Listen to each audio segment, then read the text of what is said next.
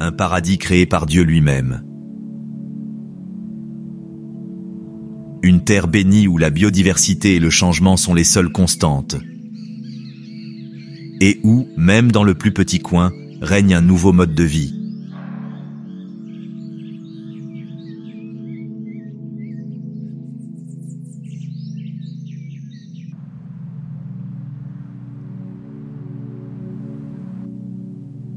Ici, dans l'un des écosystèmes les plus majestueux de la planète, chaque espèce joue un rôle clé dans un équilibre délicat entre la vie et la mort.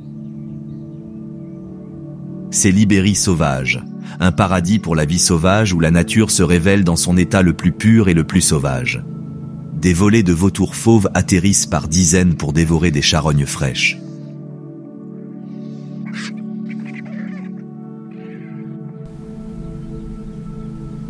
Au cœur de la forêt, le cerf élaphe, herbivore endurci, rassasie son appétit avec les herbes les plus fraîches.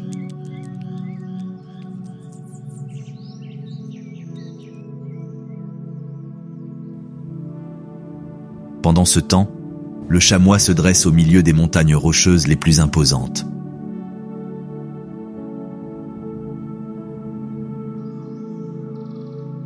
Dans ce royaume sauvage, chaque espèce bénéficie d'un mélange de biomes sans précédent, dans ce qui semble être l'une des plus grandes œuvres d'art du Créateur. Le lapin européen court dans le pré comme une âme libre, profitant du temps printanier.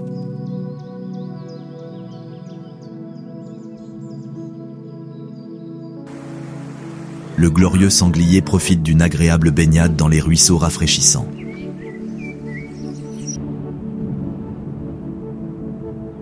Et l'aigle impérial contemple d'en haut la majesté de ce paradis animalier. Dans un endroit où les ressources sont abondantes et où le climat, plutôt qu'un défi, est souvent le meilleur allié, toutes les espèces animales vivent en parfaite harmonie. Oh, eh bien, presque tous. Parmi l'herbe épaisse, un prédateur habile se cache sans donner le moindre signe de sa présence, attendant le moment idéal pour attaquer.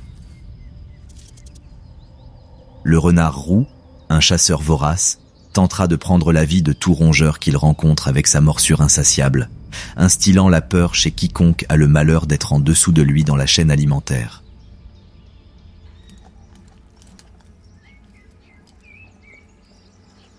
Dans les eaux qui entourent cette terre assiégée par les mers, l'un des prédateurs les plus féroces de la planète surgit des profondeurs pour assouvir son appétit carnivore.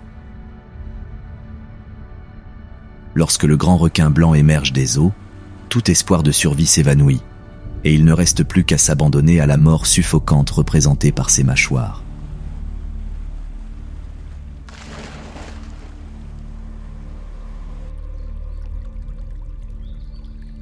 Alors que les eaux deviennent rouges de sang, l'ours ibérique, un opportuniste affamé, n'hésite pas à terroriser les petits mammifères, les oiseaux, les poissons et même les grands cerfs lorsque leur survie est menacée et ses proies représentent une source de nourriture juteuse.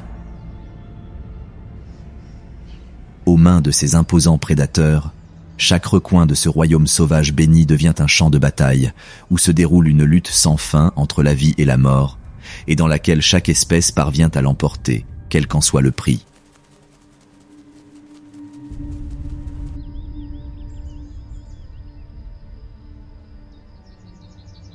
Surgissant comme une frontière inexorable entre les courants traîtres de l'Atlantique et les eaux chaudes de la Méditerranée, la péninsule ibérique couvre une superficie de près de 600 000 km², englobant les territoires de l'Espagne et du Portugal.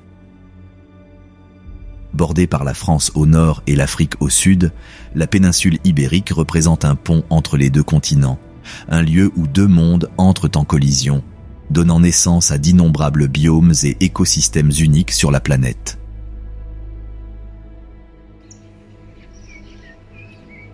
À l'est, un littoral infini est baigné par les eaux méditerranéennes, offrant des paysages époustouflants et un horizon qui accueille chaque année à bras ouverts des millions d'oiseaux migrateurs. Au cœur de la péninsule, un imposant plateau à plus de 600 mètres d'altitude émerge comme un monde à part. Le plateau s'étendant à perte de vue. Aux alentours de cette élévation colossale, des paysages montagneux surgissent des profondeurs de la Terre qui défient toute logique naturelle. Les Pyrénées, la chaîne de montagnes cantabriques et les montagnes de Léon ne sont que quelques-uns de ces géants endormis qui semblent toucher le ciel. Étant donné une telle diversité de reliefs, le mélange de biomes est tout simplement époustouflant. Avec des sommets enneigés dans des zones alpines glacées, des plaines s'étendant jusqu'à l'horizon, des côtes chaudes de sable fin, des paysages volcaniques arides et des forêts méditerranéennes denses.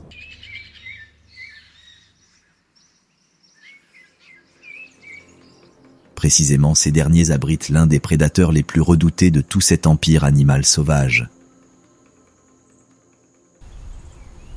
Avec sa fourrure grisâtre caractéristique et ses oreilles pointues terminées par une brosse noire, le lynx ibérique se déplace comme un fantôme parmi la végétation dense des forêts ibériques. Bien que sa taille de pas plus de 13 kg n'inspire pas beaucoup de peur, ce félin sauvage est l'un des prédateurs les plus impitoyables cachés dans cet écosystème vivant. Doté d'un corps robuste et musclé et d'un ensemble de griffes rétractables très acérées, ce félin est loin d'être un chat domestique.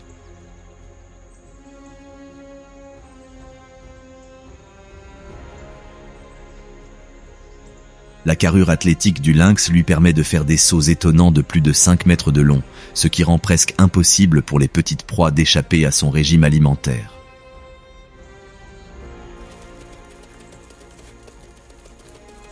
Vivant dans un paradis où la biodiversité est omniprésente, ce félin n'a aucun mal à trouver des proies. Bien qu'il soit capable de chasser les ongulés, les perdrix et les rongeurs, le lynx se nourrit principalement de lapins, qui représente jusqu'à 90% de son alimentation. Ce carnivore strict est un spécialiste de la chasse à ces petits mammifères pesant environ 2 kg de viande juteuse. Grâce à sa vue extrêmement développée, ce tueur de petits mammifères peut détecter sa proie jusqu'à des centaines de mètres. Même s'il ne repère pas celle qui s'apprête à rejoindre son menu, il est probable qu'il l'entende, car le lynx possède également une ouïe exceptionnelle, lui permettant de percevoir le moindre couinement de loin. S'approchant lentement de sa proie, le lynx ibérique utilise sa fourrure camouflée pour disparaître dans la végétation dense, et grâce à ses pattes rembourrées, il peut marcher sans trahir ses intentions cruelles au lapin sans méfiance. Étant donné que révéler votre position fera décoller le lapin à toute vitesse, l'élément de surprise est essentiel pour réussir à porter cette proie juteuse jusqu'à votre bouche. Étant suffisamment proche, le lynx étant presque capable de goûter le malheureux mammifère, le félin lance son attaque féroce. Bondissant de près de 5 mètres, ses griffes acérées dégainées, le chasseur atterrit directement sur le petit lapin qui, en vain, tente de se libérer des lames que son agresseur utilise comme griffes.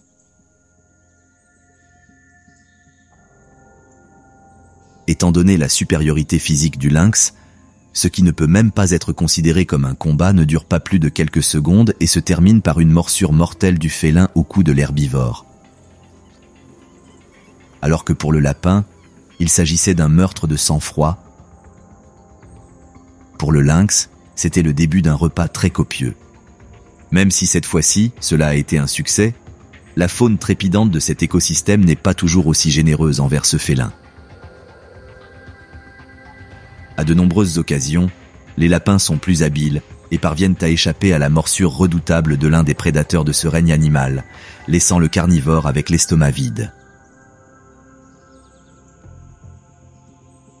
Lorsque cela se produit, le lynx, loin de se rendre et de céder à l'austérité, dans une démonstration de son instinct de survie, est capable de parcourir de grandes distances jusqu'à ce qu'il trouve une bonne source de nourriture. Bien que le territoire d'un de ces chasseurs couvre généralement une dizaine de kilomètres carrés, lorsqu'une pénurie de proies frappe leur domaine, le félin n'hésitera pas à marcher vers de nouveaux horizons. Étant d'excellents grimpeurs et même de très bons nageurs,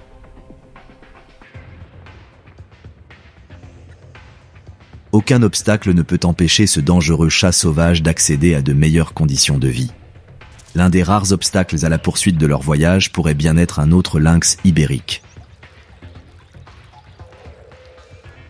Étant extrêmement territoriaux, ces félins ne seront pas très hospitaliers à l'incursion d'un étranger dans leur domaine, ils s'approcheront donc immédiatement de l'intrus et tenteront de le faire repartir par où il est venu. En émettant de forts grognements d'avertissement, le félin territorial signale à l'étranger qu'il n'est pas le bienvenu, tentant de résoudre le conflit à l'amiable.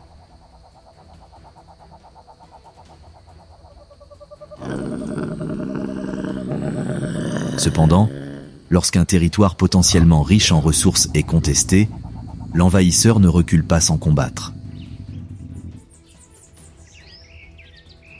Ici, un combat acharné décidera du vainqueur du territoire disputé. En se cognant la tête, chaque félin tentera d'infliger un maximum de dégâts à son adversaire, le forçant à se rendre.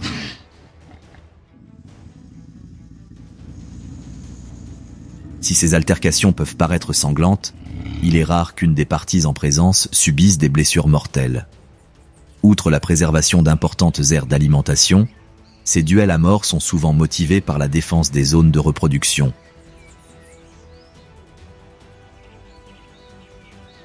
Lorsqu'un mâle territorial sait que ses petits sans défense vivent sur son territoire, il fera tout son possible pour empêcher l'envahisseur de l'emporter, car il connaît parfaitement le sort qu'un tel scénario catastrophique réserverait à sa progéniture.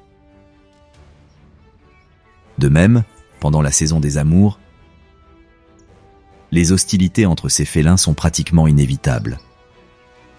Lorsqu'une femelle magnifique est en jeu, les prétendants n'hésitent pas à envahir les limites du lynx dominant. Ce dernier, par le marquage de son territoire et des démonstrations physiques, tentera d'éloigner les autres mâles, espérant être l'heureux élu qui parviendra à propager sa lignée.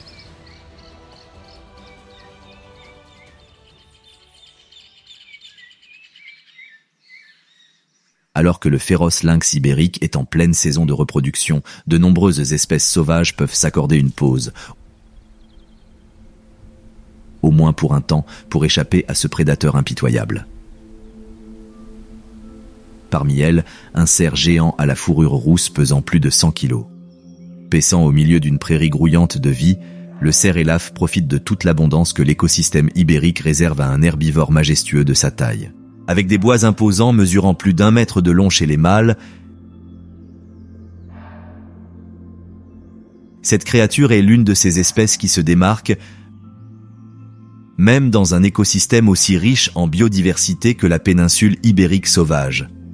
Vivant en grands troupeaux d'un seul sexe, les cerfs rouges parcourent de longues distances à travers des prairies sans fin à la recherche d'herbes, de graminées, de pousses, de carex et de tout ce qui est même légèrement comestible.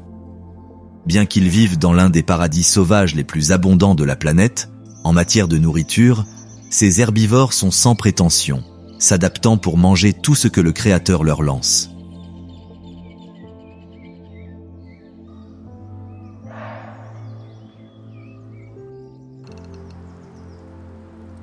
Bien qu'ils puissent être actifs pendant la journée, de grands troupeaux de ces cerfs émergent généralement lorsque le crépuscule envahit le ciel ou même dans l'obscurité totale, lorsque la lune est le seul compagnon de leur promenade dans la prairie. Ces habitudes nocturnes, en plus de les protéger des heures les plus chaudes, les maintiennent hors du radar de ces prédateurs qui tueraient littéralement pour un morceau juteux de la chair de ces loups à cornes.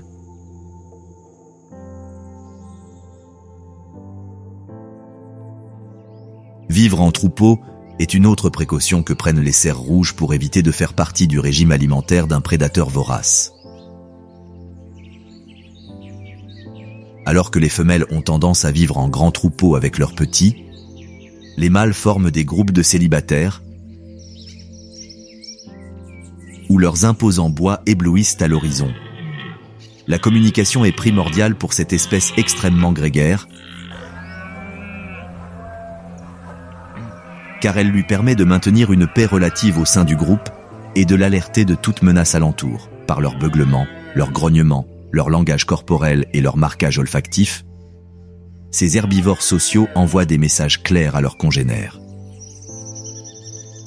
Bien qu'un bêlement puisse parfois signaler une fuite collective, il arrive qu'un cerf ayant détecté un danger imminent ne prévienne pas ses congénères, et sa fuite doit être interprétée comme un signal. Dans ce cas, mieux vaut courir sans chercher à savoir, car une retraite aussi rapide pourrait signifier qu'une meute féroce de loups ibériques rôde, un ennemi naturel contre lequel même un grand troupeau de cerfs élafes serait incapable de se défendre. En plus de ces chiens infaillibles, les lynx ibériques et les ours bruns n'épargneront aucun cerf sans méfiance qui erre sur leur territoire.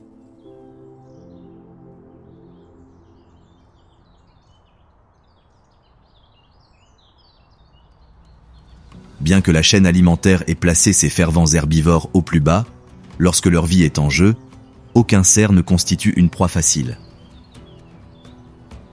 À cela s'ajoute leur défense collective par la vie en troupeau, ainsi que leur capacité à se replier à toute vitesse, surtout lorsqu'un mâle est acculé par un prédateur.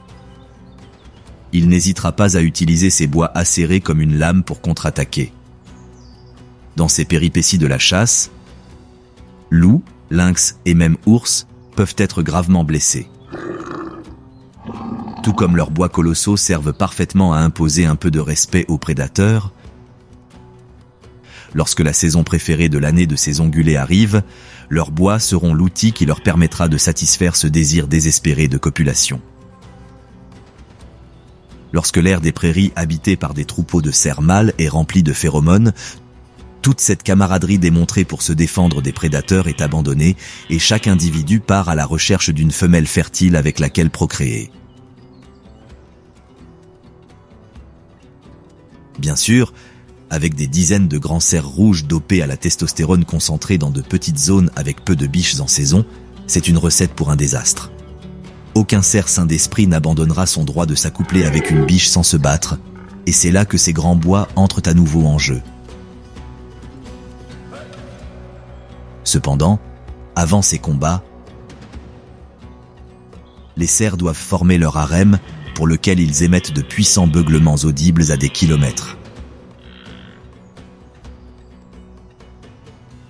Ces puissantes vocalisations, en plus d'annoncer leur présence aux femelles fertiles, signalent aux autres mâles qu'ils ne sont pas les bienvenus.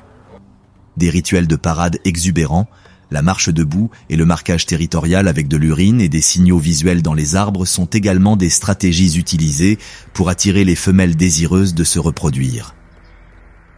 Alors que le harem prend forme, avec jusqu'à des dizaines de femelles répondant à l'appel d'un mâle redoutable, il ne faudra pas longtemps avant que les prétendants n'apparaissent dans l'arène pour défier sa domination.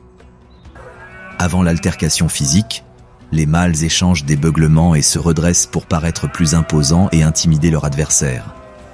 Délimiter leur territoire pour renforcer leur présence olfactive est un autre comportement qui précède souvent les duels sanglants. Aucun des deux cerfs ne voulant renoncer à son droit à la copulation, le combat commence par de subtils frottements de bois pour évaluer l'adversaire. Ces frottements, en quelques secondes, se transforment en charges puissantes visant à mettre l'adversaire à terre. Après plusieurs minutes de coups impitoyables, l'un des prétendants, en raison de blessures et de fatigue, décide de se rendre et de se soumettre au tout nouveau cerf victorieux.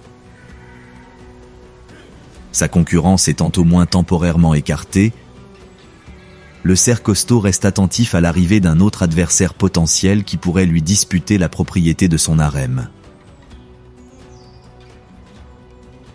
Durant cette période, la famine peut faire perdre à ce redoutable cerf jusqu'à 1/5 de son poids.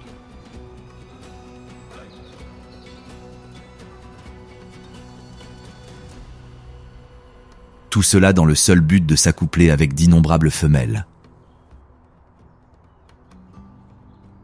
Bien que les blessures mortelles n'entraînent généralement pas de bataille pour le contrôle des harems, il arrive que certains mâles se retrouvent pratiquement à l'agonie à la suite d'une saison de reproduction épuisante et qu'ils gênent un mâle beaucoup plus grand et ses femelles.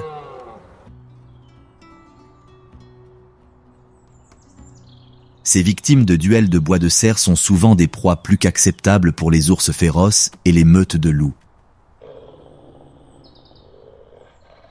Mais un sort peut être encore pire est celui d'être déchiqueté par des volées affamées de vautours fauves. S'élevant dans le ciel comme une prémonition de mort,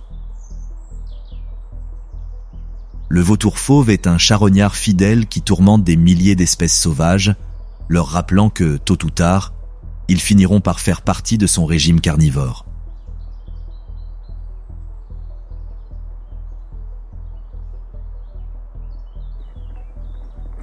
Avec une envergure imposante de près de 3 mètres et un poids pouvant atteindre 11 kilos, cet oiseau de proie inspire la peur par sa taille énorme. Son plumage brun sable lui donne un aspect fauve, d'où son nom, bien que, comme tous les vautours, sa tête et son cou soient dépourvus de plumes.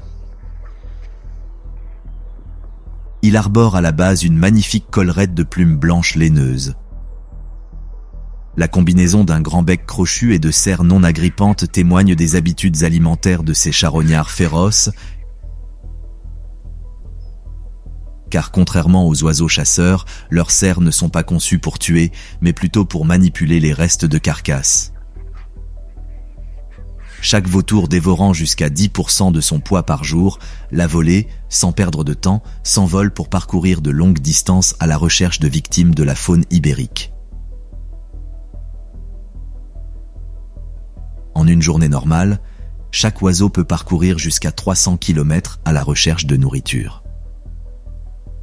Grâce à un sens de la vue inégalé, l'un de ces charognards est capable de repérer une carcasse jusqu'à des kilomètres de distance. Lorsqu'il aperçoit la carcasse imposante d'une chèvre, d'un sanglier ou peut-être même d'un cerf rouge, l'oiseau descend des hauteurs en décrivant des cercles, signalant clairement à ses compagnons de troupeau de s'avancer pour le festin. Quelques minutes après l'atterrissage du premier vautour, des dizaines de charognards se rassemblent autour de la proie et, avec leur grand bec, ils commencent ce festin où rien n'est gaspillé.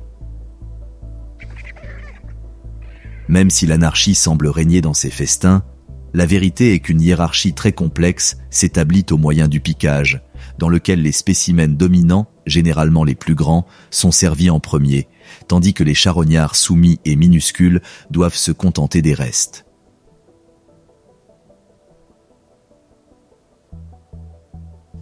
Même si ces scènes d'innombrables vautours entourant des carcasses et dévorant jusqu'au dernier morceau de chair en quelques minutes peuvent sembler être des actes de la plus grande cruauté et ont donné à ces oiseaux une très mauvaise réputation, la vérité est que le délicat écosystème ibérique doit beaucoup aux habitudes de charognards de ces carnivores voraces.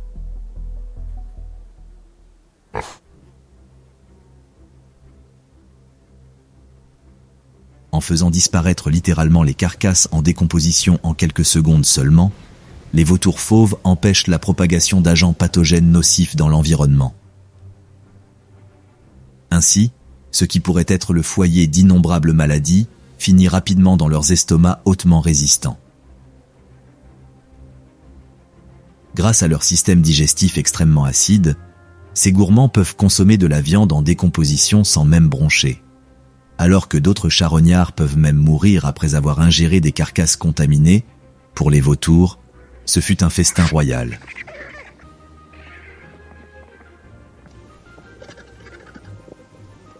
N'ayant laissé que le souvenir du cadavre dans son dernier lieu de repos, sans aucune raison supplémentaire de rester, le troupeau se disperse une fois de plus dans les cieux. Maintenant repus, les vautours déploient leurs grandes ailes et se laissent porter sans effort par le vent sur de longues distances. Profitant des forts courants d'air, ces maîtres du ciel agitent à peine leurs ailes, se propulsant parfois vers l'avant ou changeant de direction. Cette technique de vol leur permet d'économiser énormément d'énergie. Bien sûr, pour ce type de vol, ils ne sont pas habitués à voler bas, atteignant jusqu'à 6000 mètres d'altitude. Après un copieux repas, et tandis que le soleil se couche à l'horizon, les groupes se rassemblent pour se reposer dans leur perchoir. Ce sont des sites communautaires, généralement des falaises rocheuses, où se rassemblent jusqu'à des centaines d'individus. Ces lieux de rassemblement offrent d'innombrables avantages à ces oiseaux. Bien qu'il n'ait généralement pas de prédateur naturel, tout carnivore affamé rôdant à proximité réfléchira à 2 fois avant de perturber une colonie entière de ces charognards voraces. De même, lorsque toute la chaleur estivale est partie et que les jours les plus froids frappent leur coin de la péninsule, se reposer en grand groupe les aide à conserver jusqu'à la dernière goutte de chaleur, régulant ainsi leur température.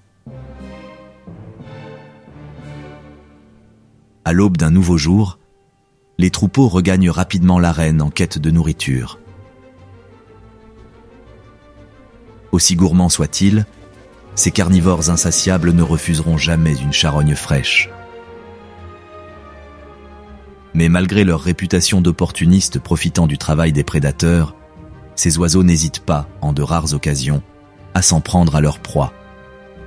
Surtout lorsqu'il s'agit de grands mammifères malades ou gravement blessés, les vautours fauves peuvent les pousser hors de la chaleur de la mort, utilisant leur bec puissant pour attaquer leur proie d'innombrables coups.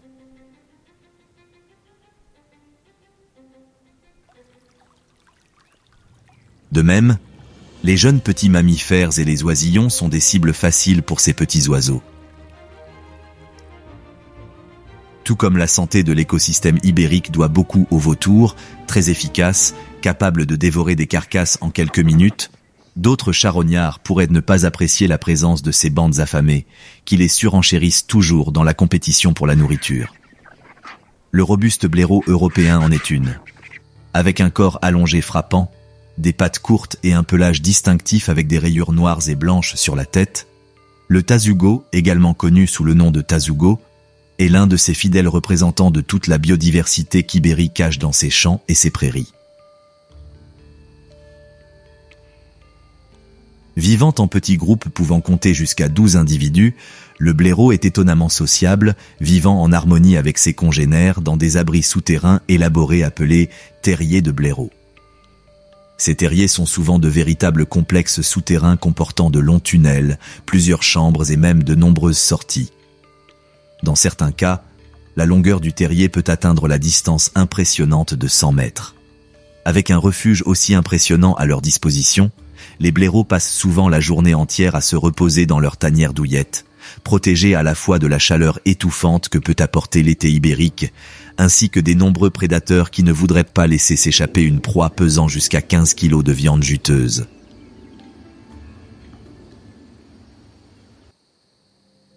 C'est lorsque l'obscurité envahit la scène que le moment idéal arrive pour sortir à la recherche de quelque chose à manger.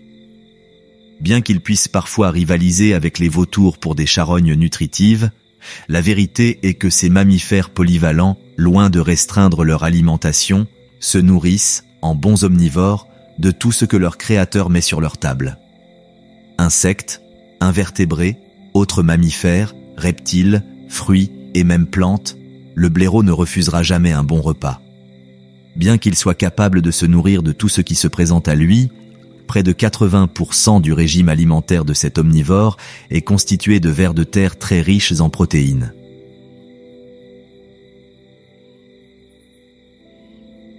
Étant donné leurs habitudes nocturnes, les blaireaux ont une vue plutôt faible.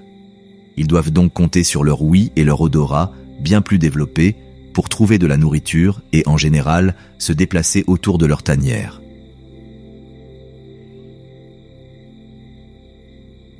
Bien qu'ils puissent cohabiter avec les autres membres du clan dans leur abri, ils ont tendance à suivre leur propre chemin lorsqu'ils cherchent de la nourriture. Après quelques heures passées dehors à fouiller le sol, et même, pourquoi pas, à chasser quelques petits reptiles ou mammifères, tous les membres du clan se retrouvent dans leur enviable tanière. La coexistence en groupe est généralement assez pacifique, chaque membre du blaireau jouant un rôle. Nettoyer le terrier, creuser de nouveaux tunnels ou s'occuper des jeunes.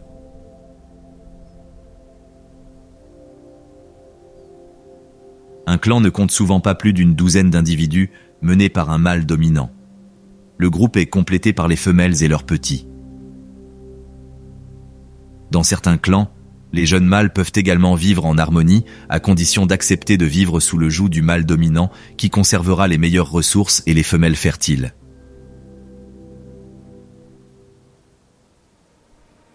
Bien que la permanence des mâles après avoir atteint la maturité sexuelle soit presque toujours acceptée, sans qu'il soit nécessaire de les expulser, ils décident de partir d'eux-mêmes, de forger leur chemin, en créant leur propre clan. D'autres mâles, plus soumis, préfèrent rester dans la stabilité de leur clan natal, promettant de ne pas se rebeller contre le mâle dominant. Cependant, ce comportement servile est totalement contre nature, et tôt ou tard, ils tenteront de rompre avec le régime établi et de s'emparer du pouvoir au sein du clan.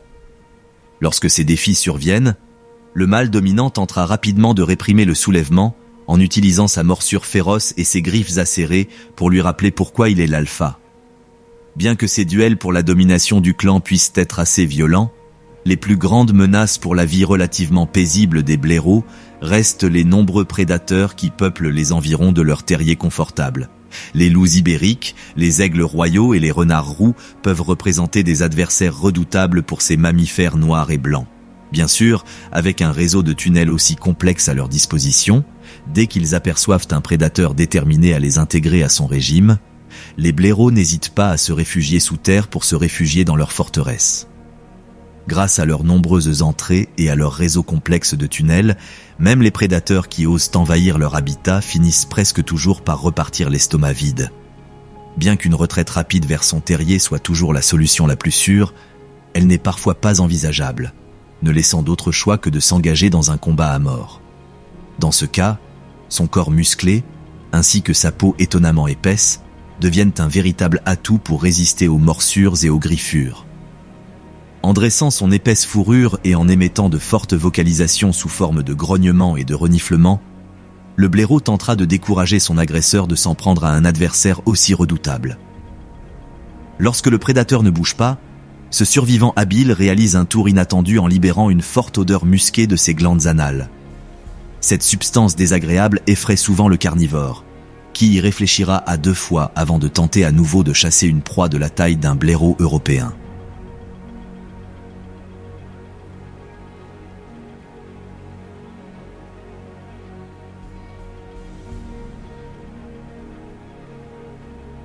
L'un de ces prédateurs qui pourrait être effrayé par la technique de dissuasion particulière du blaireau est en fait un renard roux minuscule mais féroce.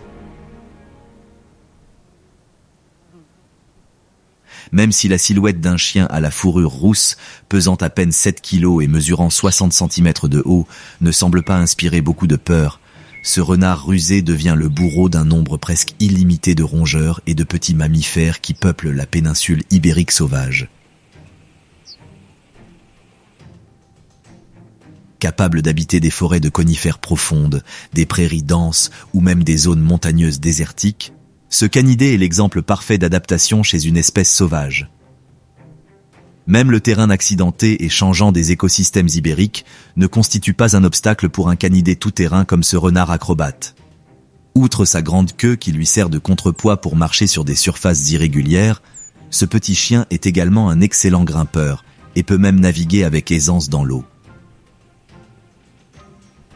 Étant principalement crépusculaire, ce chien sauvage ingénieux veille à ce qu'aucune souris ou écureuil ne puisse traverser la végétation dense en paix, ou du moins, pas s'ils ne veulent pas faire partie du régime alimentaire de ce chasseur affamé. Les capacités physiques de ce chien roux agile en font un expert dans la chasse aux petites proies telles que les souris, les campagnols, les hamsters ou les gerbilles. Doté d'un odorat très sensible, dès qu'il perçoit la moindre odeur d'une petite souris, le renard se dirige rapidement vers la capture de sa proie désirable. Grâce à son ouïe prodigieuse, le tueur habile parvient également à détecter ces colonies de rongeurs souterraines, qui, pour lui, sont un festin. Comme sa proie n'est pas en reste en termes d'agilité, le renard sait qu'il doit être prudent lorsqu'il s'approche de ce qu'il espère être son repas. Caché dans la végétation dense, utilisant sa fourrure rousse comme camouflage, il guette le moment propice pour lancer son attaque imparable. Observant attentivement sa proie, après plusieurs minutes de traque, il bondit jusqu'à 5 mètres de long et atterrit directement sur le malheureux rongeur, qui sait pertinemment que ses jours sont comptés. Bien que sa tactique préférée pour amener de la nourriture à table soit de rester immobile puis de bondir pour capturer ses minuscules adversaires, il arrive que ses proies résistent davantage à la dévoration et s'enfuient rapidement à travers la prairie. Dans ce cas, le renard véloce n'hésite pas à poursuivre ses rongeurs terrifiés d'une course effrénée. Capable de courir à plus de 45 km à l'heure, le résultat final est toujours le même. Le canidé roux éviscère ce qui, pour lui, n'est qu'un simple en-cas. Bien que la majorité de son alimentation soit composée de petits mammifères, bien conscient que l'écosystème ibérique ne répondra pas toujours à ses besoins nutritionnels, comme un véritable survivant, le petit renard roux, étant une espèce omnivore, peut se nourrir de pratiquement tout ce qu'il rencontre. Les petits oiseaux, les invertébrés, les reptiles, les fruits juteux et même les charognes comptent tous, lorsque la seule alternative est de sombrer dans une famine écrasante. Après avoir dévoré quelques rongeurs, le renard roux cherche un peu de repos après une journée de chasse fructueuse. Si certains individus se contentent de s'allonger dans un endroit ombragé et abondant en végétation, d'autres préfèrent un repos plus reposant dans un terrier. Bien sûr, cela ne ressemblera en rien à un terrier de blaireau. L'abri temporaire du canidé peut être aussi simple qu'un petit trou, ou parfois même profiter du travail d'autres espèces en occupant leur terrier. Bien que le renard roux, lors de ses massacres impitoyables de petits mammifères, puisse apparaître comme un prédateur au sommet de la chaîne alimentaire, capable d'instiller la peur chez toutes les espèces de cet écosystème dynamique, la vérité est que, tout comme ce chien peut susciter la peur par sa morsure, la péninsule ibérique abrite d'innombrables prédateurs qui n'hésiteront pas à faire avaler leur propre médecine aux renards sauvages. Pour le cruel lynx ibérique, un renard n'est rien d'autre qu'un petit chien aux illusions de grandeur qui pourrait à tout moment devenir un élément de son régime carnivore. Conscient de son désavantage évident dans un combat direct contre le félin, le renard roux essaie généralement d'éviter autant que possible les rencontres avec le chasseur plus robuste afin de ne pas mettre sa vie en danger. Grâce à son ouïe prodigieuse, le renard réalise souvent toutes sortes de tours pour éviter les duels qui pourraient lui causer de graves blessures, ou pire, se voir devenir la proie d'un retournement de la chaîne alimentaire. Mais les menaces qui pèsent sur la survie de ce canidé féroce ne se cachent pas seulement dans la végétation, sous la forme d'un vorace lynx ibérique. Du haut des airs, un grand aigle royal n'hésite pas à fondre sur lui et à tuer en quelques secondes ce qu'il considère comme une proie très généreuse. Avec ses prédateurs qui traquent le petit renard depuis le ciel, il peut passer de la traque d'un minuscule rongeur à l'étripage par un gigantesque oiseau de proie en un instant. Un exemple clair de la dynamique changeante de la vie sauvage dans la faune irrévérencieuse de cette vaste péninsule. Le renard roux étant dévoré par l'aigle royal nouvellement arrivé, les petits mammifères peuvent sortir de leur terrier, au moins momentanément, avec un peu de paix. L'écureuil roux, lui aussi, est l'une des espèces soulagées par le départ prématuré du renard affamé. Ne pesant pas plus de 300 grammes, l'écureuil roux est peut-être l'une des plus petites espèces de mammifères habitant cet écosystème rempli de formes de vie diverses. Mais, au-delà de ses dimensions compactes, l'écureuil roux a gagné son petit coin au milieu d'un habitat infesté de carnivores comme l'inhospitalière Ibérie. Bien que sa longueur de seulement 25 cm avec sa queue touffue déployée ne donne pas la moindre indication d'un survivant habile, l'écureuil résilient surmonte ce handicap difficile avec ingéniosité et des capacités physiques surréalistes. Grâce à ses griffes acérées comme des rasoirs, aucun arbre ne résiste au talent d'escalade du petit écureuil ibérique. En quelques secondes seulement, ce survivant agile peut quitter le sol pour se disperser parmi les branches denses. Et à haute altitude, grâce à sa grande queue faisant contrepoids, il peut se déplacer aisément sur les terrains accidentés. De même, pour parcourir les forêts denses qu'il habite sans avoir à descendre au sol, tel un véritable acrobate, à l'aide de ses pattes robustes, il peut sauter plusieurs mètres dans les airs, de branche en branche.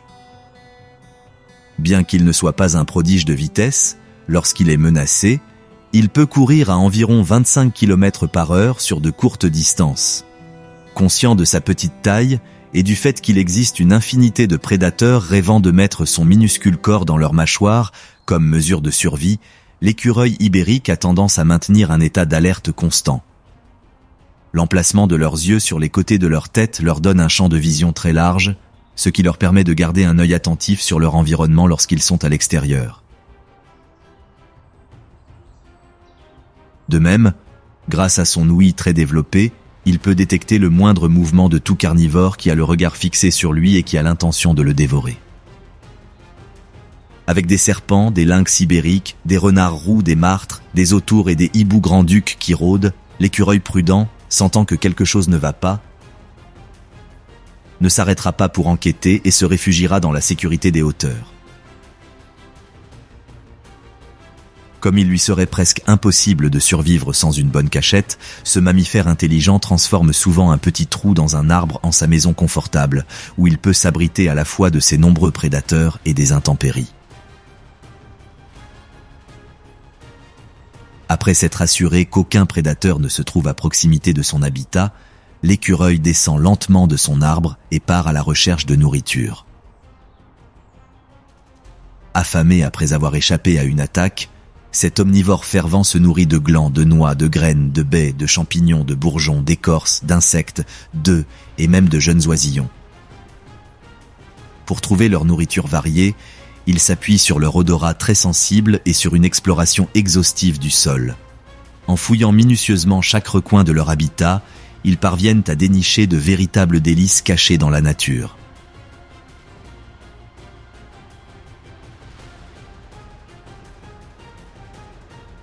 À l'approche de l'hiver ibérique, l'écureuil roux, conscient de la pénurie que provoquent souvent les basses températures, en plus de satisfaire son appétit, se prépare avec une bonne réserve de nourriture. Pour ce faire, ils enterrent glands, noix, graines, fruits et même de petits insectes à des endroits stratégiques. Ces délicieux encas seront déterrés lorsque cet écosystème abondant se transformera en une forêt aride, sans la moindre trace de nourriture à des kilomètres à la ronde.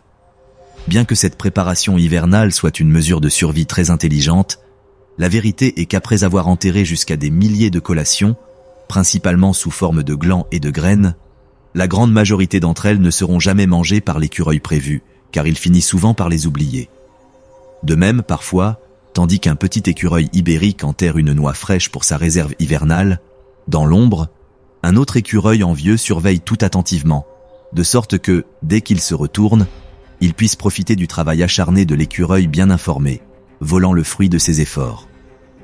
Outre ces actes quelque peu malhonnêtes, des altercations peuvent survenir entre ces survivants expérimentés lorsqu'une zone d'alimentation est disputée ou, dans le cas des mâles, lorsqu'une femelle en chaleur est impliquée. Compte tenu de leur absence de férocité, il est compréhensible que ces combats n'entraînent généralement pas de blessures graves et qu'ils n'atteignent même pas la sauvagerie dont font preuve des espèces comme le lynx ibérique ou le cerf élaphe. Souvent, ces duels se limitent à de brèves poursuites, des cris aigus et des luttes subtiles, et se terminent en quelques secondes, l'un des deux animaux se retirant dans le confort de son nid. Malgré cette étrange démonstration d'hostilité entre congénères, ils peuvent aussi occasionnellement adopter un comportement quelque peu social, émettant des cris en présence d'un prédateur pour avertir leurs congénères de la menace potentielle. Outre ces cris d'alarme, l'écureuil roux est l'un de ces habitants sauvages ibériques qui brisent le silence absolu de la forêt. Avec ses gazouillis lorsqu'il se nourrit ou se toilette, ses grognements face au danger et ses bruyants battements de queue en signe d'excitation, ces petites créatures à fourrure comptent parmi les espèces sauvages les plus expressives de toute la biodiversité ibérique. Même si le petit écureuil roux se retrouve dans la ligne de mire d'innombrables prédateurs dans les forêts et les prairies, heureusement pour lui, il n'y a aucune chance qu'il finisse dans les mâchoires du Seigneur et Maître des mers qui entourent cette terre bénie par le Créateur. Émergeant des eaux profondes de la Méditerranée, le féroce grand requin blanc apparaît comme la mort elle-même personnifiée dans une mâchoire comptant jusqu'à 300 dents acérées. Pesant plus d'une tonne et mesurant jusqu'à 6 mètres de long, le grand requin blanc est un prédateur colossal dans les eaux infinies qui entourent la péninsule. Capable de nager jusqu'à 50 km/h, il n'existe pratiquement aucune espèce aquatique capable d'échapper à la morsure de ce féroce carnivore lors d'une poursuite sous-marine. Si l'odorat du petit écureuil roux le guide vers les glands frais, offrant l'une des scènes les plus tendres de toute la péninsule ibérique, lorsque le redoutable grand requin blanc utilise son odorat, c'est généralement pour se livrer à l'une des plus grandes démonstrations de sauvagerie de la planète. Capable de détecter la moindre goutte de sang à des kilomètres de distance, lorsqu'il perçoit ce qui lui apparaît comme un élixir luxuriant, il ne tarde pas à se lancer à la poursuite de ce qui deviendra inévitablement sa proie. Doté d'un appétit insatiable capable de dévorer jusqu'à 30 kg de viande par jour, le grand requin blanc est un chasseur expert qui ne laissera aucune proie, quelle que soit sa taille, échapper à une mort douloureuse aux mains de sa redoutable morsure.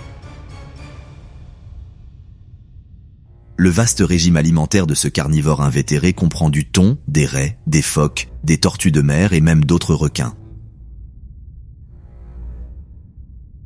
Lorsque la proie est un gros poisson nageant près de la surface, ce chasseur habile opte pour une stratégie de traque dans laquelle, s'appuyant sur sa vue prodigieuse, il observe sa cible de chasse à distance. S'approchant lentement de la surface, ne dévoilant rien d'autre que sa redoutable nageoire dorsale, signe évident de la mort, le chasseur se rapproche de plus en plus de sa proie et lorsqu'il réalise l'embuscade, il est généralement trop tard. D'une seule bouchée, le carnivore insatiable a dévoré le poisson sans défense, qui est presque aussitôt dévoré et livré aux mâchoires de ce prédateur impitoyable.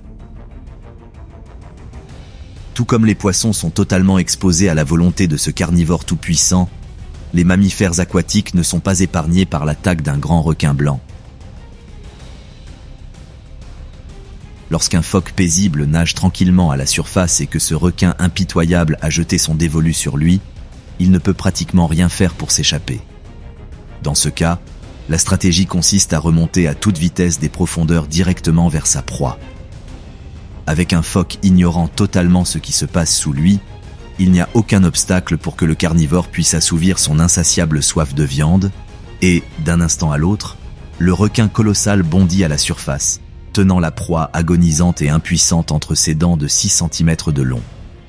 Bien que, grâce à ses impressionnantes capacités de nage et à sa condition physique inégalée, ce prédateur cruel semble être le carnivore le plus redouté de toutes les eaux qui bordent la péninsule ibérique sauvage. La vérité est que même ces machines à tuer ne sont pas à l'abri d'être victimes de la morsure d'un autre prédateur encore plus redoutable. Alors que l'ensemble de l'écosystème marin ibérique considère le grand requin blanc comme un tueur cruel qui dévore des milliers d'espèces sauvages, pour les groupes d'orques assoiffés de sang, ce requin n'est qu'une proie parmi d'autres dans leur régime alimentaire. Naviguant dans les eaux en groupe pouvant compter jusqu'à des dizaines d'individus, lorsque ces carnivores sont à l'affût, la chose la plus prudente pour le grand requin blanc est de se mettre à la place de la proie et de s'échapper. En guise de manœuvre de survie, lorsque les groupes de ces dauphins noirs et blancs sont très proches, le requin peut choisir de rester immobile, espérant se camoufler dans l'obscurité sous-marine. Parfois, lorsqu'il parvient à anticiper l'arrivée des orques, la meilleure solution est de plonger en profondeur. Capable de descendre à plus de 1000 mètres de profondeur, il reste à cette altitude hors de portée de ses poursuivants. Cependant, ces chasseurs expérimentés n'offrent pas toujours la moindre chance de s'échapper et le prédateur autrefois redouté doit constater à quel point la faune sauvage se positionne cette fois-ci à un niveau inférieur dans la chaîne alimentaire. Bien que dans un combat au corps à corps avec une orque, le poisson colossal ait une chance de victoire, lorsqu'un grand groupe de baleines se profile à l'horizon, il est toujours préférable d'éviter ce qui, pour l'orque, est une confrontation inutile, et pour elle une simple chasse de plus. Alors que le grand requin blanc plonge à des milliers de mètres dans les profondeurs, retournant sur la terre ferme mais désormais d'en haut, le majestueux aigle impérial espagnol observe immobile depuis une falaise l'immensité de cet écosystème vivant. Avec une envergure imposante de plus de 2 mètres et un poids de près de 5 kg, Ce captivant oiseau de proie constitue l'une des plus grandes menaces dans le ciel pour les innombrables petits mammifères qui peuplent les vallées, les prairies et les forêts. Son plumage brun foncé sur tout le corps, avec des épaules éclaboussées de plumes blanches et dorées, lui confère une apparence frappante. D'où son nom, et en fait peut-être l'un des oiseaux les plus élégants de la péninsule.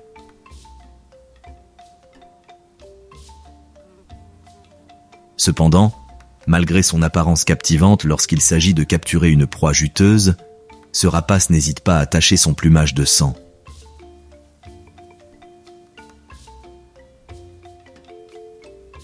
Doté d'un bec robuste et courbé aux bords acérés et de serres puissantes et acérées, l'aigle impérial ne se nourrit pas particulièrement de baies et de pommes sauvages. Le régime alimentaire de cet habile chasseur du ciel se compose entièrement de viande, les lapins, les lièvres, les pigeons, les corbeaux, les renards et les petits rongeurs étant une source constante de nourriture. Comme tous les rapaces, l'aigle impérial possède une vue très développée, lui permettant de localiser ses proies jusqu'à plusieurs kilomètres de distance. Du haut de ces hauteurs, dans ce qui semble n'être qu'une végétation dense, ce chasseur méticuleux peut repérer des colonies de rongeurs ou de petits lapins solitaires sur le point de devenir sa proie. Après avoir localisé une proie potentielle, l'aigle descend lentement jusqu'à ce que, dans une sorte d'explosion d'énergie, il plonge vers sa cible avec ses ailes déployées et ses redoutables serres prêtes à frapper. Avec un oiseau de proie féroce dévalant des hauteurs, il est pratiquement impossible de s'échapper, et l'impact de l'atterrissage à lui seul suffit souvent à tuer la proie.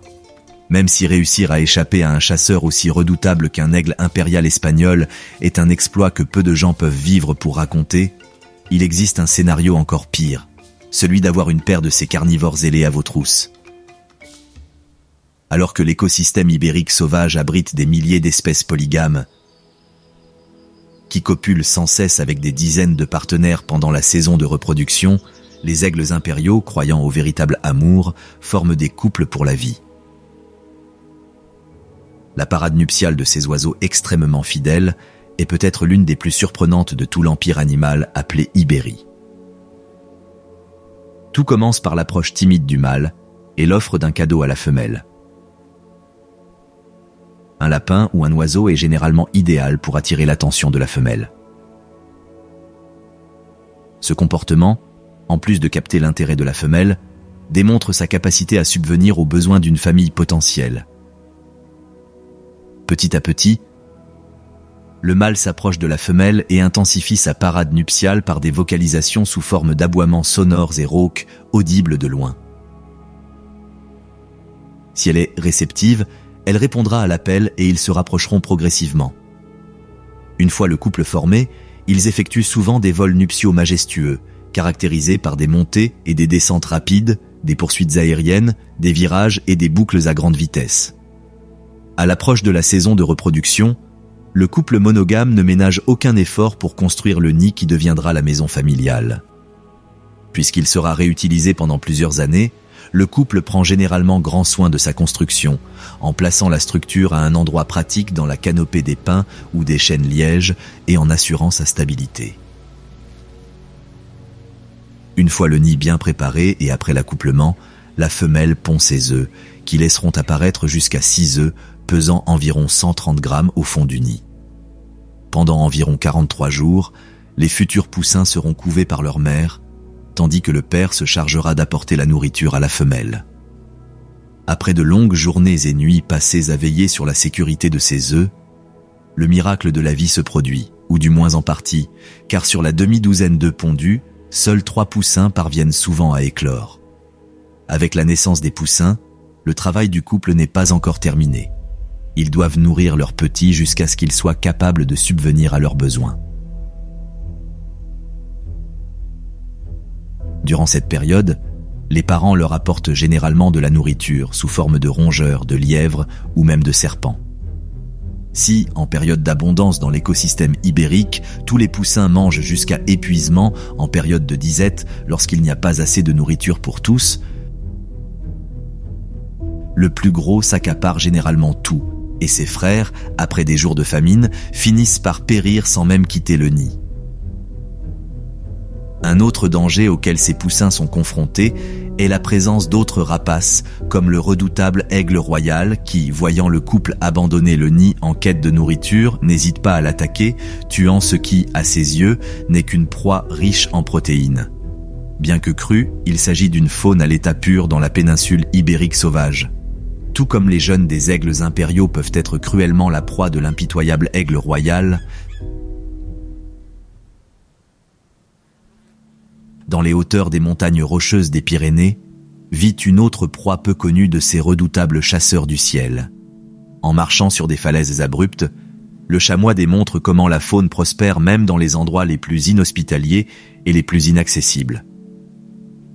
Avec une fourrure dense qui change selon les saisons dans des tons de blanc jaunâtre et de brun noirâtre et des cornes distinctives recourbées vers l'arrière, les chamois, également connus sous le nom de chamois, sont la preuve vivante que le Créateur a capturé une immensité sans précédent de formes de vie en Ibérie.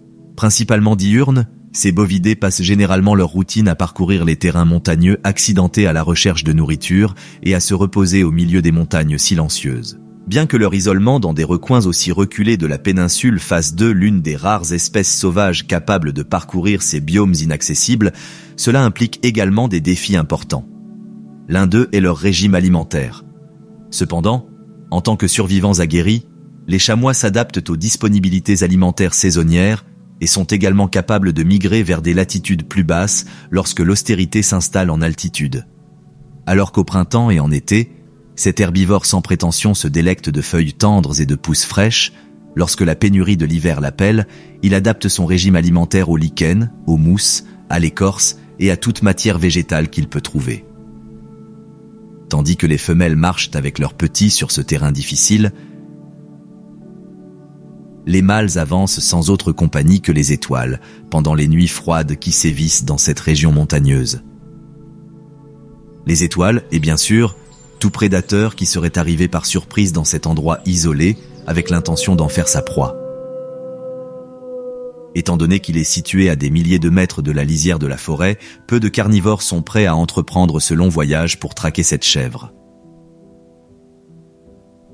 Outre l'aigle royal, qui peut traquer l'herbivore en quelques minutes de vol sur ce terrain instable, le renard roux est un autre prédateur qui peut représenter une menace de mort imminente. La principale mesure d'urgence pour éviter de tomber dans le piège de ces prédateurs insouciants est de surveiller l'horizon, à l'affût de toute menace potentielle. Dès qu'ils perçoivent un danger potentiel, prouvant qu'ils sont dans leur élément sur ce terrain accidenté, les chamois se lancent dans une course rapide. Grâce à leurs pattes puissantes et leurs sabots durs et acérés, ils peuvent atteindre des vitesses surprenantes et bondir entre les pentes rocheuses. Après une retraite rapide, ils laissent généralement loin derrière eux des prédateurs comme un renard roux épuisé, qui préfèrent retourner à la stabilité de la prairie où les falaises abruptes ne s'interposent pas entre eux et leur proie. Comme grimper sur un terrain accidenté ne suffit pas pour affronter un adversaire aussi redoutable que l'aigle royal lorsqu'ils aperçoivent ce prédateur au loin, les chamois optent souvent pour une défense passive, restant immobiles et attendant que leur camouflage très efficace fasse le travail difficile. Comme cet oiseau de proie possède une vue très développée, cette stratégie échoue parfois et le chasseur attaque sa proie. Ici, les nombreux troupeaux de femelles avec leurs petits adoptent une tactique de diversion, les chèvres courant dans des directions différentes. Dans ces fuites rapides où règne le chaos, le prédateur se retrouve souvent bredouille, sans même savoir ce qui s'est passé. L'une des mesures les plus désespérées du chamois pour éviter d'être dévoré par un aigle royal implacable survient lorsque ce rapace parvient à l'encercler au bord d'une falaise. Là, acculé et sans autre alternative, le bouc se jette d'une hauteur imposante, avec le mince espoir de survivre. Sachant que son autre option est d'affronter un chasseur impitoyable aux serres acérées et au bec puissant capable de l'éventrer en quelques secondes, l'idée de chuter en chute libre n'est pas aussi terrible qu'il y paraît. Bien que, hormis ces rencontres avec le redoutable aigle royal, leur vie soit relativement paisible en haute altitude, à l'arrivée de l'hiver, des groupes de femelles et des mâles solitaires décident de descendre des hauteurs abyssales pour s'installer, au moins temporairement, à la lisière de la forêt et sur les pentes ensoleillées.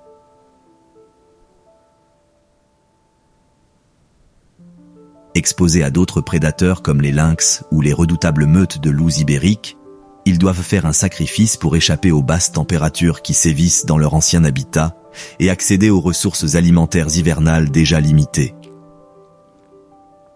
Durant ces mois passés à l'abri des terrains accidentés, les chamois doivent se réfugier en groupe et rester vigilants face à tout danger potentiel. Dans la péninsule ibérique sauvage, la liste des prédateurs prêts à chasser une chèvre pesant jusqu'à 50 kg de viande fraîche est tout simplement infinie. Si des chasseurs sanguinaires comme l'aigle royal, le féroce lynx et les redoutables meutes de loups représentent un véritable défi pour le chamois, aucun de ces carnivores impitoyables n'égale la sauvagerie dont est capable le prédateur suprême de cet écosystème. Lorsque l'ours brun ibérique est en chasse, aucune espèce sauvage de la péninsule ibérique n'est en sécurité. Pouvant peser jusqu'à 250 kg et mesurer jusqu'à 2 mètres de haut, l'ours brun ibérique se dresse tel un colosse au milieu de ce paradis sauvage riche en biodiversité. Avec une tête robuste, un museau long et fort et un corps musclé, ce géant est la représentation ultime de la nature de ce qu'est un prédateur au sommet de la chaîne alimentaire. En plus d'avoir une morsure puissante capable de broyer les os, ses puissantes pattes couronnées d'un ensemble de griffes rétractables acérées en font un cauchemar vivant pour toute proie qui tombe en disgrâce en rencontrant ce tueur féroce. Vivant au plus profond des forêts de feuillus et des fourrés denses, cet énorme mammifère passe ses journées à se déplacer dans une végétation dense, à la recherche de nourriture. Bien que sa condition physique impressionnante lui permette de régner d'une main de fer sur chaque recoin de ce vaste écosystème, heureusement pour toutes les espèces qui peuplent la péninsule ibérique sauvage, l'ours brun passe d'un carnivore strict à un régime omnivore riche. Vivant dans un écosystème si changeant, cette bête brune adapte son régime alimentaire à la disponibilité des ressources. Au printemps, alors que les innombrables herbes, pousses, feuilles, racines et bulbes poussent partout, ce mammifère se gave de nourriture. Ce régime principalement herbivore peut également inclure de petites proies comme des coléoptères, des vers de terre et quelques petits vertébrés.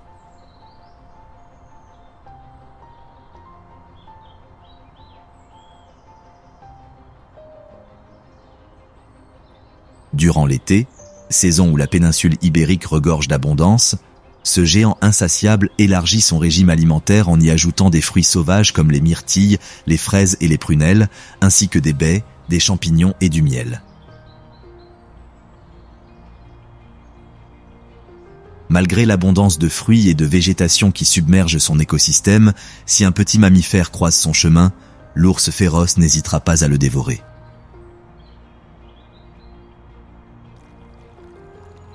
À l'automne, lorsque les jours glacials de l'hiver pointent à l'horizon, le féroce ours brun ibérique accentue considérablement son comportement prédateur plutôt que de se livrer à un acte de sauvagerie et de domination, car il doit rapidement prendre du poids pour les mois plus maigres. Ici, cerfs, sangliers, lièvres, rongeurs, poissons et même oiseaux sont en danger imminent. Compte tenu de sa taille imposante et de son manque d'agilité par rapport à des espèces comme le lynx ibérique ou le petit renard roux, l'ours brun a tendance à traquer des proies jeunes ou blessées, car elles représentent une source de viande relativement abordable. Les incursions dans les terriers et les nids sont une autre des pratiques atroces que ce prédateur insatiable recourt souvent pour imposer sa volonté et apaiser les gargouillements de son estomac. En plus d'être un habile chasseur de proies terrestres, et même de capturer des oiseaux avec une relative aisance, le féroce ours ibérique voit dans les nombreux ruisseaux qui entourent son habitat une source de nourriture quasi inépuisable sous forme de poissons frais.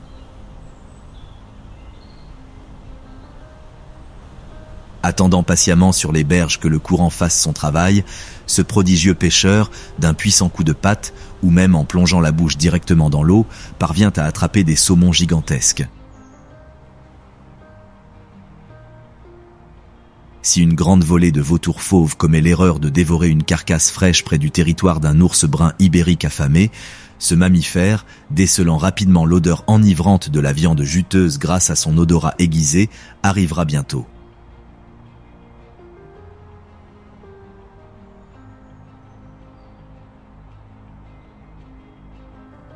Là, inculquant aux oiseaux une leçon de hiérarchie alimentaire, il les effraiera, et si le festin est suffisamment copieux, peut-être leur laissera-t-il des restes. Bien qu'il soit capable de chasser même les redoutables volées de vautours d'une carcasse et d'instiller la peur chez d'innombrables mammifères, reptiles et oiseaux, même le redoutable ours brun ibérique peut parfois se retrouver face à son propre ennemi. Lorsque deux ours se croisent au milieu d'une zone riche en noix, ou peut-être d'un lieu de pêche privilégié, aucun des deux géants ne veut s'en aller. Avec la quasi-totalité de la faune ibérique à leurs pieds, ces mammifères redoutés sont devenus capricieux et, malgré l'immensité de la péninsule à leur merci, preuve de leur domination, aucun des deux ne fléchira devant un défi mortel. Dans ce choc des titans, les deux adversaires déclenchent les hostilités en évitant tout contact physique et en envoyant des signaux clairs de dissuasion sous forme de grognements et de grognements sonores.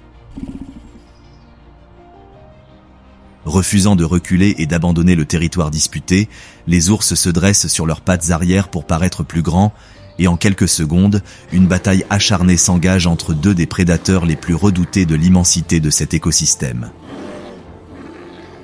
Se dressant sur leurs pattes arrière et donnant de puissants coups de griffes, chaque ours tente d'établir sa domination pour imposer le respect. Après plusieurs minutes de grattage et de lutte acharnée, l'un des prétendants, épuisé, décide de battre en retraite, cédant son territoire au mâle vainqueur. Si l'ours vaincu vient de perdre une partie de son domaine, la bonne nouvelle pour lui est qu'il est relativement indemne. Grâce à leur peau épaisse et à leur fourrure dense, ces géants sont capables d'encaisser des coups puissants sans même laisser de cicatrices. Peut-être que la seule chose plus difficile pour un énorme ours brun ibérique que de combattre un autre mâle sauvage est d'affronter précisément une femelle de sa propre espèce. Lorsque les ours bruns se retrouvent en proie à la pénurie et qu'un jeune ourson croise leur chemin, dans un acte des plus brutaux de la nature, le mâle affamé n'hésite pas à dévorer le petit.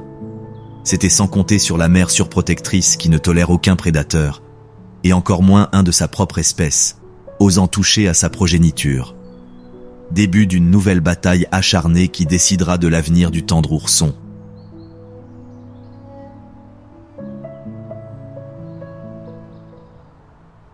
Malheureusement, ces conflits interspécifiques sont loin d'être la plus grande menace qui pèse sur les ours bruns ibériques. Le plus grand prédateur de ces bêtes majestueuses est, de loin, l'homme. En raison d'activités telles que la chasse illégale, les populations de ces mammifères bruns sont gravement menacées. Selon les estimations, entre 1988 et 2020, jusqu'à 45 ours bruns ibériques sont morts dans les monts Cantabriques à la suite d'interventions humaines dans leur écosystème. Mais ce prédateur au sommet de la chaîne alimentaire n'est pas le seul à être affecté par les changements dans son habitat et les effets des activités humaines. Les vautours fauves, oiseaux essentiels à la santé de l'écosystème ibérique, sont de plus en plus menacés par la fragmentation de leur biome.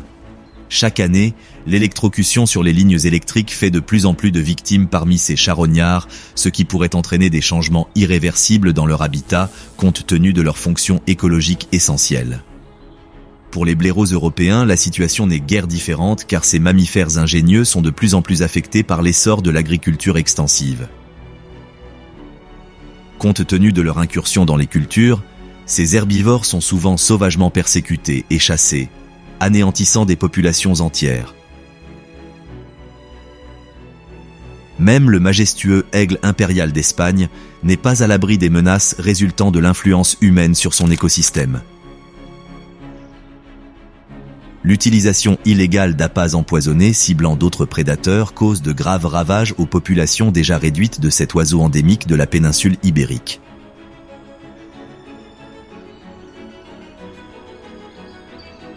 De même, ces zones de reproduction sont de plus en plus affectées par diverses activités humaines, ce qui a réduit son taux de natalité à des niveaux alarmants.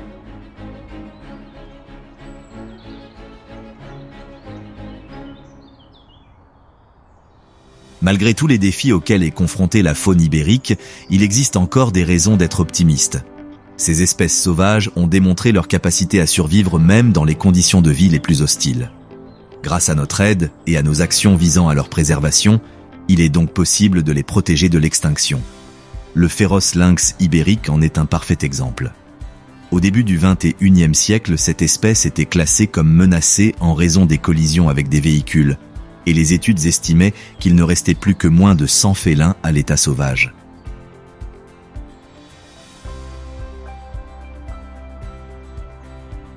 Aujourd'hui, grâce aux efforts collectifs, à une gestion efficace de l'habitat, à l'élevage en captivité et au contrôle de la mortalité non naturelle, la population de ces félins est estimée à plus de 1000 individus, sauvant ainsi l'espèce d'une extinction imminente.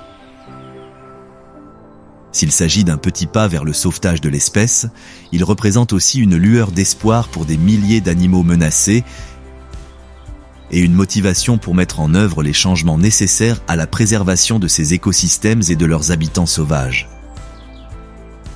Avez-vous été impressionné par les histoires de férocité, de lutte pour la reproduction et de survie extrême des espèces sauvages ibériques? Alors, ne partez pas sans nous laisser un j'aime pour nous aider à poursuivre notre croissance. Pour être informé de nos nouveautés, vous pouvez vous abonner et activer la cloche de notification. Avant de partir, n'oubliez pas de laisser un commentaire pour nous indiquer quelle espèce sauvage vous a le plus surpris et partagez cette vidéo avec vos amis. Sans plus tarder, à la prochaine pour plus d'histoires animalières.